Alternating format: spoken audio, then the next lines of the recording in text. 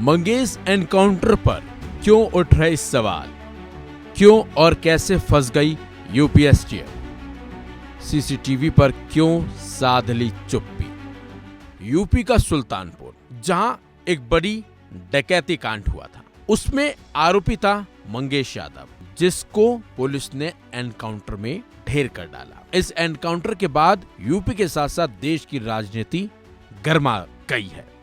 पूरे मामले पर पूरा विपक्ष एक साथ खड़ा हो गया। अखिलेश यादव ने इसकी शुरुआत की थी और राज्य सरकार पर उन्होंने हमला किया था, और तो और लगातार मामले की सुप्रीम कोर्ट से जांच की मांग भी वो कर रहे हैं। लेकिन अब इस एनकाउंटर पर तो पहले दिन से ही सवाल थे, और घर वालों के दावे के बाद एनकाउंटर की जो तस्वीरें अब सामने आई, उसने भी एनकाउंटर को और भी ज्यादा संदेह के घेरे में डाल दिया।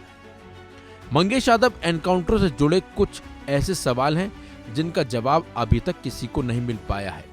कई ऐसे सवाल हैं जो पुलिस की थ्योरी की भी पोल खोल रही है। एसटीएफ टीम ने चप्पल पहनकर किया मंगेश का एनकाउंटर। इन खबरों की माने तो एसटीएफ के सीईओ डीके शाही ने मंगेश यादव पर गोली चलाई थी। इस एनकाउंटर के बाद की तस्वीरें सोशल मीडिया पर वायरल भी हुई हैं। इन तस्वीरों में कोई भी अफसर बुलेट प्रूफ जैकेट तो छोड़िए, कई अफसर तो चप्पलों में भी नजर आ रहे हैं। हैरानी की बात तो यह है कि खुद डीके शाही पैरों में चप्पल पहने दिख रहे हैं।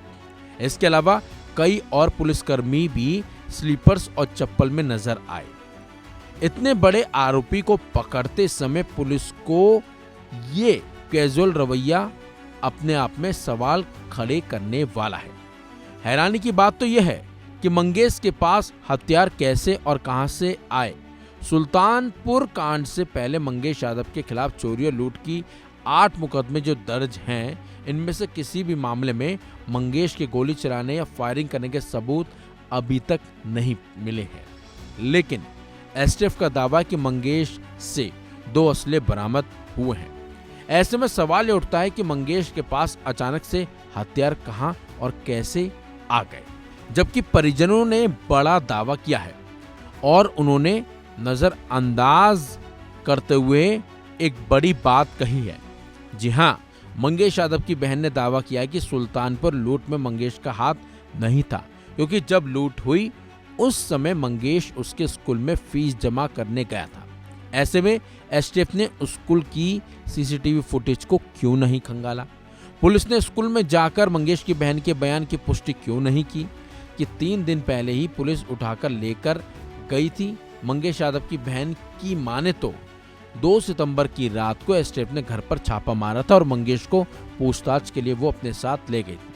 लेकिन तीसरे दिन पुलिस ने घर वालों को बताया कि मंगेश की जान जा चुकी है, जबकि 3 दिन पहले पुलिस ने मंगेश से पूछताछ कर ली थी।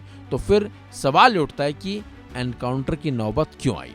हैरानी की बात तो ये है कि मंगेश पर यूपी एसटीएफ ने दावा किया है कि उसके पास से ब्रांडेड कपड़े मिले हैं, जबकि परिजनों का कहना है कि हम इतने गरीब हैं तो मंगेश पर ब्रांडेड कपड़े कहां से आए। मंगेश का परिवार है, उसका कहना है कि वो काफी गरीब है। मंगेश के पिता राकेश यादव बताते हैं कि वो ड्राइवर हैं और एक झोपड़ी नुमा घर में वो रहते हैं। घर की हालत काफी खराब है, टूटी हुई झोपड़ी में पूरा परिवार रहता है। ऐसे में सवाल उठता है कि टूरिस्ट बैग मंगेश के पास कहां से आया? ब्रांडेड टी शर्ट और 2 ब्रांडेड पैंट आखिरकार मंगेश के पास कहां से आई? अगर मंगेश इतने महंगे कपड़े पहनने की हैसियत रखता था तो वो टूटे फूटे घर में क्यों रहता था? ये भी एक बड़ा सवाल है। हैरानी की बात तो है कि इस लूट में 12 लोग शामिल थे, जिनमें अनुज प्रताप सिंह, अरबाज, मंगेश यादव और अंकित यादव भी शामिल था। मगर ज्वेलर्स भरत सनी ने अभी तक किसी भी अपराधी की पहचान नहीं की है। 3 को पैर में गोली मारी गई, लेकिन मंगेश को क्यों ढेर किया, ये भी एक बड़ा सवाल है। आपको बता दें, 1 सितंबर को एनकाउंटर में घायल कर गिरफ्तार किया गया था 3 आरोपियों को। वहीं दूसरी तरफ इस पूरे गैंग में सबसे खतरनाक और शातिर अपराधी विपिन सिंह था, जिसने 4 सितंबर को सरेंडर कर दिया था, जबकि 5वां आरोपी मंगेश यादव था, जिसको एनकाउंटर में मार गिराया। आखिर इसकी वजह क्या थी और क्यों मंगेश यादव का ही एनकाउंटर किया गया, ये भी एक बड़ा सवाल है। और इन सवालों को अभी तक यूपी एसटीएफ ना तो इनका जवाब दे पाई है, ना ही योगी सरकार की तरफ से इसे लेकर कोई बयान आया है। जबकि लगातार इस मामले पर सियासत हो रही है। मजिस्ट्रेट जांच के हालांकि आदेश दे दिए गए हैं, लेकिन मामले की न्यायिक जांच की मांग हो रही है और अखिलेश यादव पहले से इस पर लगातार सवाल खड़े कर रहे हैं।